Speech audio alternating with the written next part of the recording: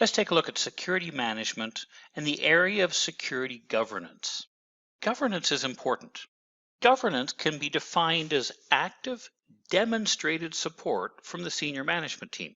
The idea here is that security has to be someone's defined responsibility. If a person is not responsible, then quite often they don't pay the attention to that area that they should.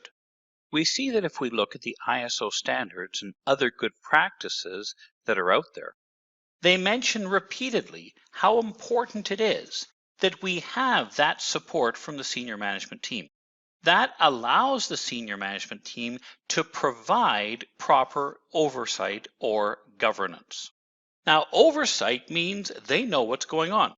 And of course, that can increase accountability. Through oversight, management is aware and can provide then the direction that is needed in order for the security program to move ahead properly. Now, in order for this to happen, you need reporting. Senior management has to know what's going on if they are going to be able to provide proper oversight and governance. So let's look at the traditional triangle here of strategic, tactical, and operational. At the top level, we have the strategic view, the senior management team, looking ahead several years. Then we have the various business units. At the tactical level, we have finance and HR and operations and sales. But then we have the day-to-day operations of the system. Now, it could well be that you, if you come from a military background, have seen these two reversed, strategic, operational, tactical. In the commercial world, they often use, well, STOP, strategic, tactical, operational. Doesn't really matter which way you like to use it. All we're trying to show here is that there are levels here of responsibility and activity. Now, from the top strategic level, there should be direction that directs the business units how to do their job. But then there's also direction from the business units down to the operational level, the various systems and day-to-day tasks. But in order for that to work, there has to be that reporting from the day-to-day tasks up to the business units and from the business units up to the senior management level. In this way, governance provides the direction in which the business is going, but it is dependent on accurate reporting. Now, I kind of hesitate when I say that, because it could well be that you've worked for an organization and several managers who do not want accurate reporting. They would far rather live in the bliss of ignorance where, well, if you tell me everything's fine, then I don't have to worry. But for us as security professionals, here we come into a little bit of a dilemma because we cannot expect the organization to be properly accountable if it's not getting the right, accurate message in a timely way. We need to provide accurate reporting to higher levels of management so that they can do their job of providing governance and direction. Now, governance itself is increasingly being mandated by regulations that say you must have a data protection officer and so on. You must manage personally identifiable information and protected health information in a very clear, mandated, formal manner. And we have a lot of laws coming in dealing with privacy, for example, in Europe, GDPR laws, and of course, across the United States, many different privacy laws at the state and federal level. There's also the industry standards that come in here. If we're going to deal with payment cards, then we have things like the Payment Card Industry Data Security Standard that mandates as a merchant what I must do to protect payment card data.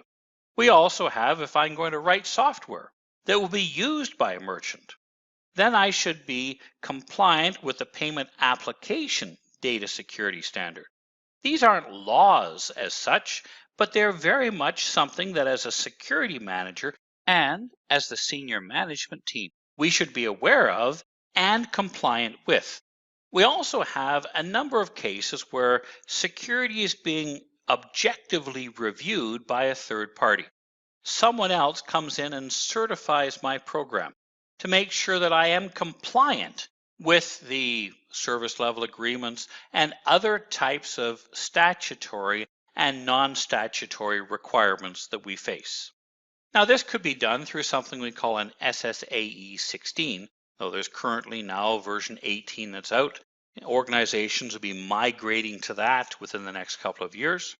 And the European standard ISAE 3402, which in many ways is an international standard now. The idea behind these is that it provides our clients, it provides the people we work with a level of assurance that our program has been reviewed by an authoritative third party to say that we are compliant with good practices and we're doing what we say we will do in our own policies and procedures. We will look at those in more detail later on. In the area of governance, governance is a theoretical idea which is then implemented through policy. Policy reflects that governance. It reflects in many cases the ownership and recognition of what needs to be done, as well as then the enforcement to make sure that people are complying with these policies we've put in place.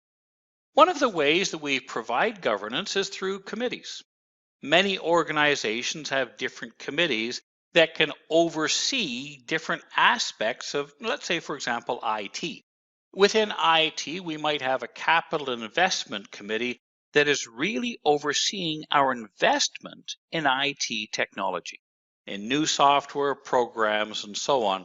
So that is a governance committee that sits above the level of IT to make sure that the IT department is being accountable and responsible fiscally and managerially in the management of their assets. And that governance committee is rarely comprised of IT people. It's comprised of business people because it's the business that wants to make sure that IT is being accountable and working towards business goals. An important committee always is a change control board to manage change to systems and to operations, to ensure that changes are being controlled and formally reviewed, documented, and tested. Very often we'll have a project management office, which is providing governance for the various resources used in capital projects or major tasks. We, of course, have right from the board of directors an audit committee that ensures that audits are being performed to provide management with that accurate, hopefully, reporting on what is going on within projects, within systems, and within other types of business operations. In that way, audit provides the eyes and ears to the governance committee of the audit committee that is able now to know whether or not the organization is being managed according to what's being said by management. Is it really being done in a day-to-day operation? Some of the key things to review here. A key factor in the success of security is the demonstrated support of senior management, not just the stated support, the demonstrated involvement. And we can say that brings in this area of accountability and ownership so that hopefully we get the adequate budget we need in order to be able to run our security program effectively.